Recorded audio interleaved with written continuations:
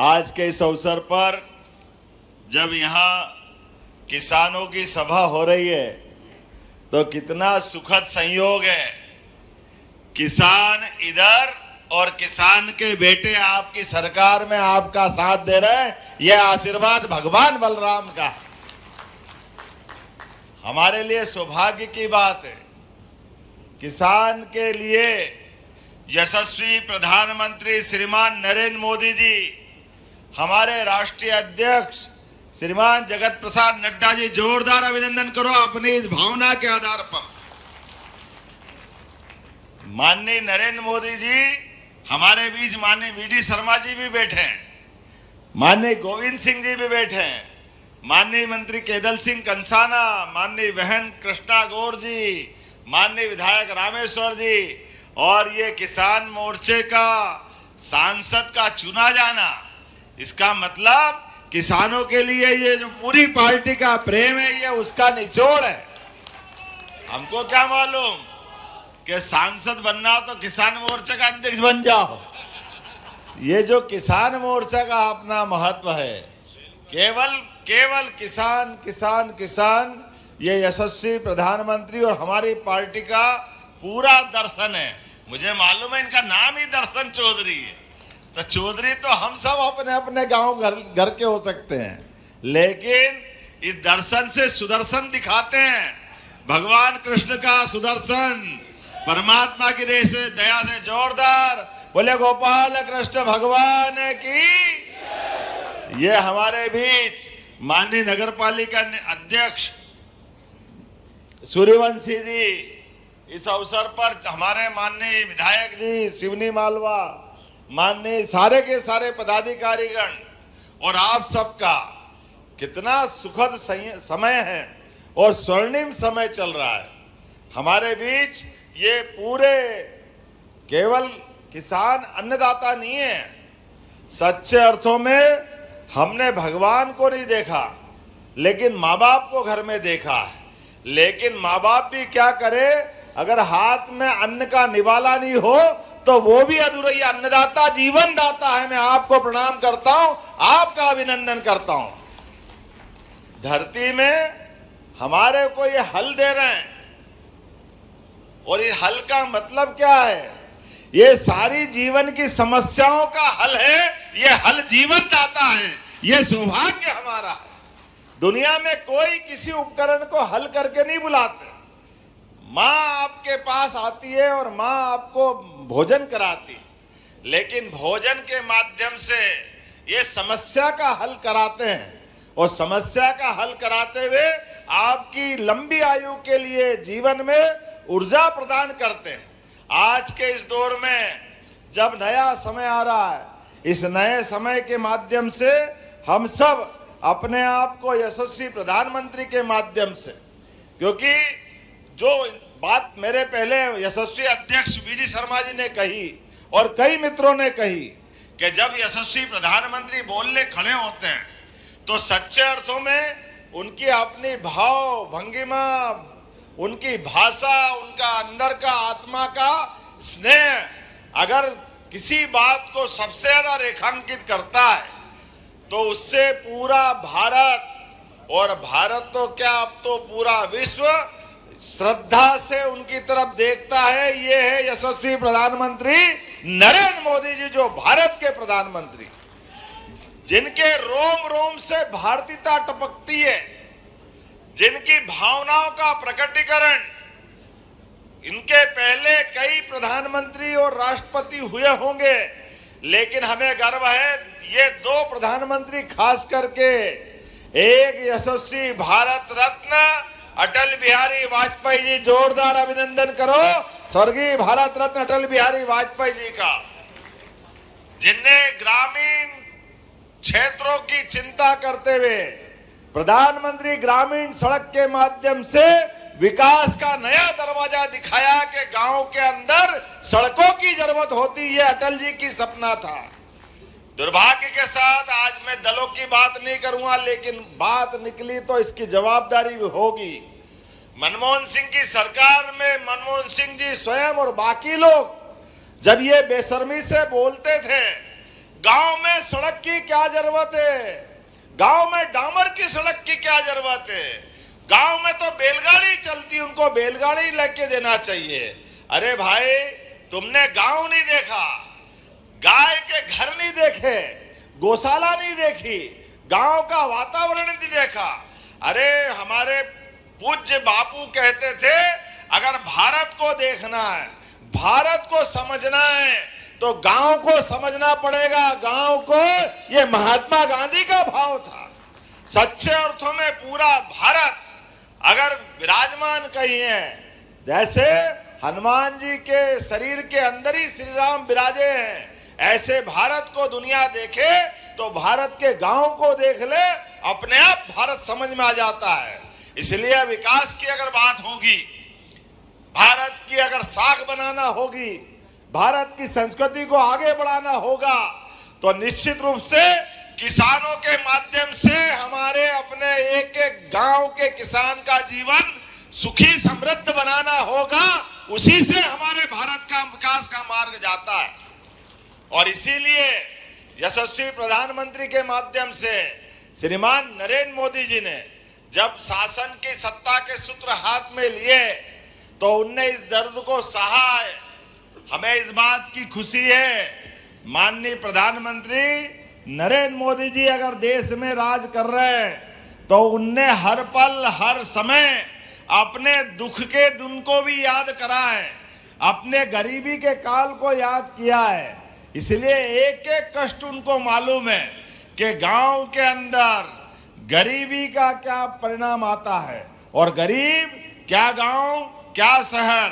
इसलिए चार जाति की भी बात करते हैं, तो किसान, गरीब, महिला, युवा। अब आप बताओ, अगर तीनों को, चारों को मिला दें, मैं तो एक बात जानता हूं, जैसे मंदिर के अंदर भगवान का भवन बहुत बड़ा हो सकता है, मंदिर के अंदर शिखर भी लगा हो सकता है, लेकिन मंदिर के अंदर प्रतिमा नहीं है, तो मंदिर मंदिर नहीं, वो केवल एक बना हुआ भवन हो जाता है। ऐसे सच्चे अर्थों में वो भवन में बैठी हुई प्रतिमा, ये हमारे अन्नदाता किसानों की प्रतिमा होती है। इसका आनंद हम अपने आप में समझते हैं। इसलिए जब किसान की बात करते हैं, कितना अनुशासित देश है, पूरे दुनिया के अंदर 145 करोड़ का देश, लेकिन गांव के अंदर हमारे अपने किसान, दुर्भाग्य के साथ कहना पड़ रहा है, जो उनको आजादी के समय मिल जाना चाहिए था, ये देने के लिए भी 55 साल लगे इस बात के लिए। लेकिन प्रधानमंत्री स्वर्गीय भारत रत्न अटल बिहारी वाजपेयी जी ने सड़क दी। अब हमारे माननीय पूर्व मुख्यमंत्री मध्य प्रदेश साध्वी उमा भारती जी, बाबूलाल गौर जी, शिवराज सिंह चौहान जी, सबके साथ भाजपा की सरकार आई, तो मध्य प्रदेश का नक्शा बदला। जोरदार अभिनंदन करो, ये हमारी सरकार है, ये भाजपा का दृष्टिकोण है। कहा एक तरफ हेदल सिंह जी ने कहा कि 7 लाख हेक्टेयर की सिंचाई होती थी।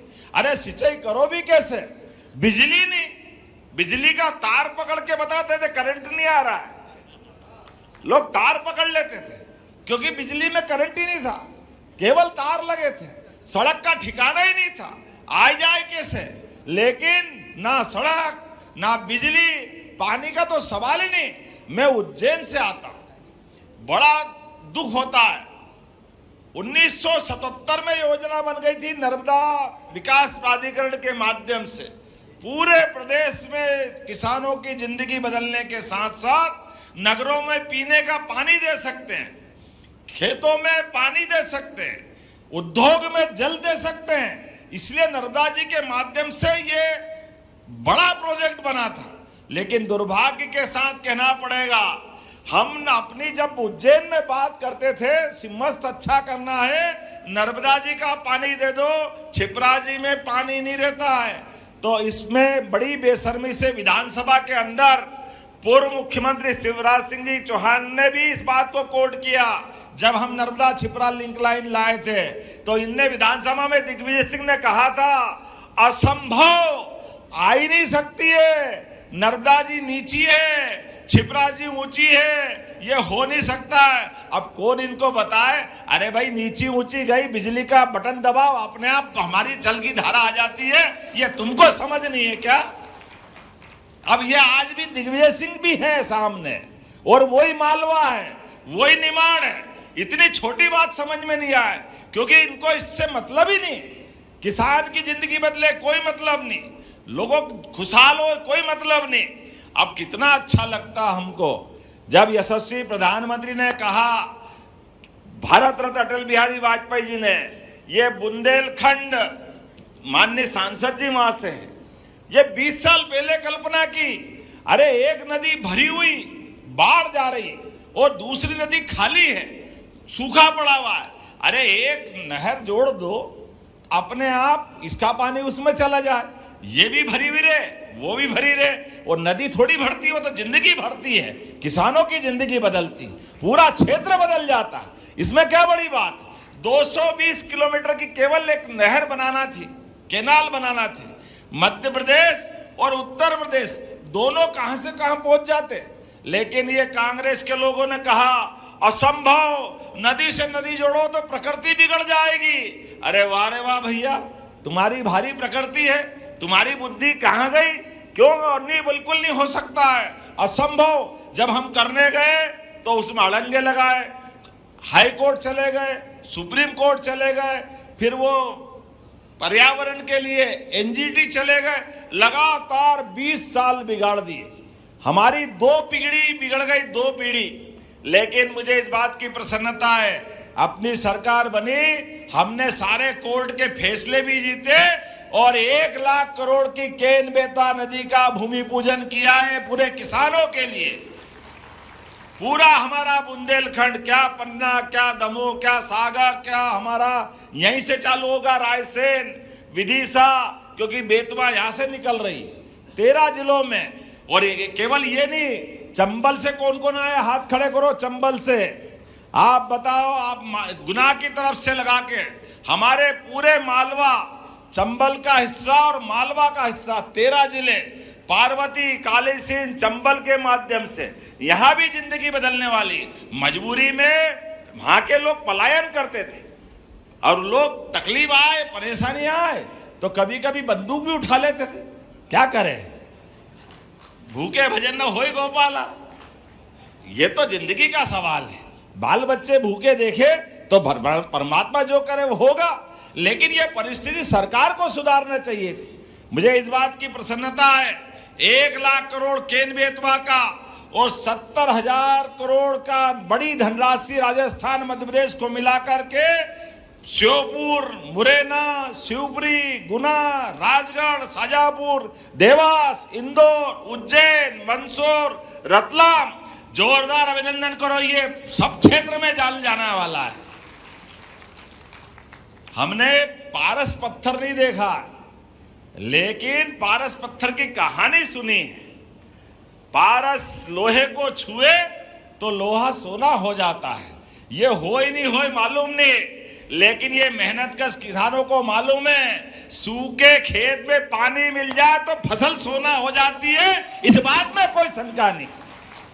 किसानों की जिंदगी अच्छी करने के लिए इससे अच्छा मौका क्या हो सकता है। इसलिए इस बात की प्रसन्नता है कि हमारा ना केवल नर्मदा वाला बेल्ट, आप तो भाग्यशाली हो, अधिकतर भोपाल में भी नर्मदा का पानी आ रहा है, लेकिन अब ये इधर का पूरा हमारा मध्य प्रदेश का हिस्सा, राजस्थान से लगा के उत्तर प्रदेश का एक एक गांव, एक एक खेत, आप किसान मोर्चे के माध्यम से, किसान संघ के माध्यम से बता देना, कोई खेत खाली नहीं रहेगा। प्रत्येक खेत तक पानी पहुंचाने का काम अपनी सरकार के द्वारा किया जाए। और इसी के आगे अब हमारा निमाड़ का बेल्ट के बाद थोड़ा सा खंडवा, बुरहानपुर, ताप्ती मैया वाला बेल्ट, ये महाराष्ट्र से लगा हुआ है।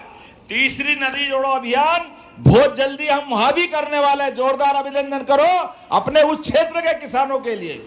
कोई क्षेत्र खाली नहीं रहेगा। प्रत्येक क्षेत्र में किसान को पानी मिले, पक्की सड़क मिले। और आगे बता रहा हूं, आज आपसे जब बात करने आया हूं तो हमारे बीच जिन किसानों के लिए बिजली के कनेक्शन स्थायी नहीं हैं, अब 5 रुपए में पक्का कनेक्शन दे देंगे, स्थायी कनेक्शन 5 रुपए में। आप तो आवेदन करो, मध्य क्षेत्र में तो अभी चालू कर देना, या हमारे प्रमुख सचिव बैठे नीरज मंडलोई जी, जो किसान बिजली का पक्का कनेक्शन मांगना है, स्थायी कनेक्शन, उसको 5 रुपए में कनेक्शन देने की यहीं से घोषणा करते, हमारे सारे किसानों का भला करना है। किसानों की जिंदगी बेहतर करने के लिए जो जो हो सकता है वो सब करेंगे। ये क्रमशः योजना कंपनी दर कंपनी चलेगी। अभी मध्य क्षेत्र में चलेगी, फिर पश्चिमी क्षेत्र में जाएगी, धीरे धीरे करके सब दूर जाएगी। लेकिन ये इंटरवल पहले की फिल्म है, अभी बात की ओर बताता हूं। ताली बज रही कम, तो फिर बोलूं कि नहीं बोलूं?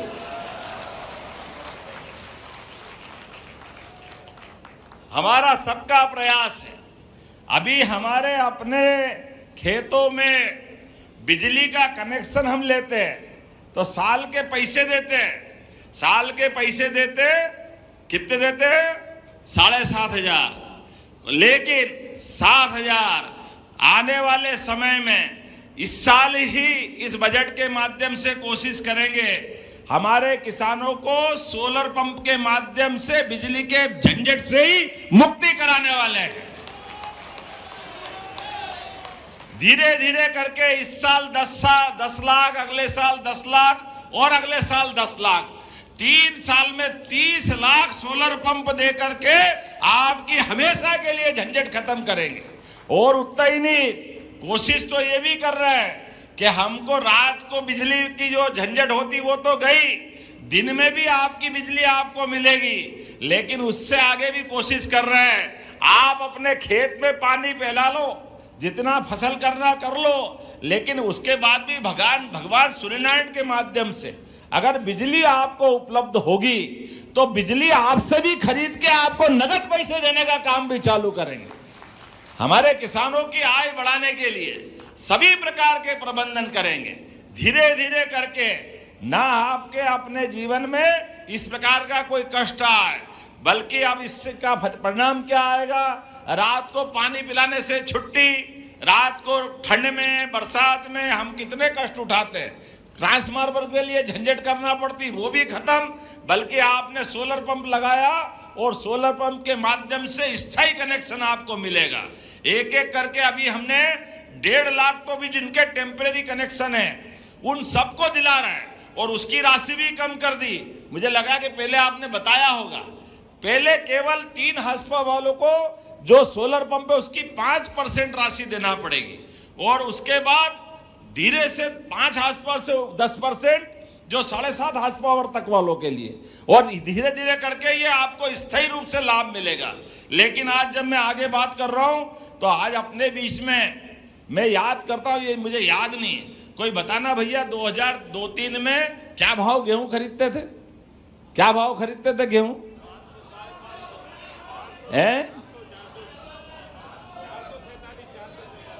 ये अभी गूगल से देखा इनने क्या 447 का भाव था 2003-4 में। आप बताओ, 1956 से बना मध्य प्रदेश और पूरी सरकार इनकी चली, तो क्या पहले 2 रुपए किलो खरीदते थे? क्या 2 रुपए कुंटल खरीदते थे क्या? 1956 में क्या भाव था बताओ आप, और 55 साल में केवल 400 रुपए कुंटल। और ये है भाजपा वाली सरकार के 26 रुपए क्विंटल में खरीद रही है।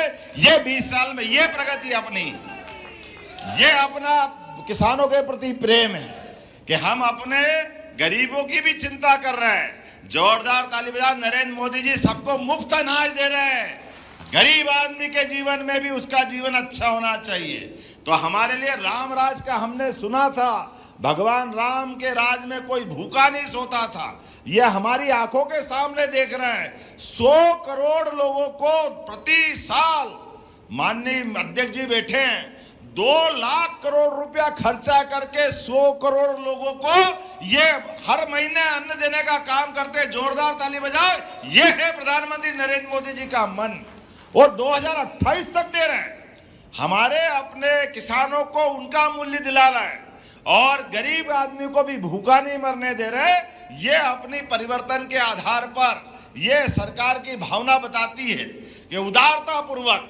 आज इतना ही नहीं, अभी तो धान का मुद्दा भी आया। जब मैं कल गया तो उन्होंने कहा ये 2000 कम पड़ रहे हैं।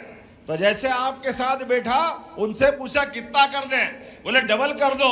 हमने कहा हमारे लिए क्या जाता है, ये किसानों की सरकार है, मैं भी किसान का बेटा हूं। मंत्री जी से कहा कि मंत्री जी को जो बता दूंगा सब हाँ ही करेंगे, तुम तो 2 का 4000 करने की घोषणा करता हूं और इसी सत्र से 4000 रुपया क्विंटल गेहूं देने के लिए।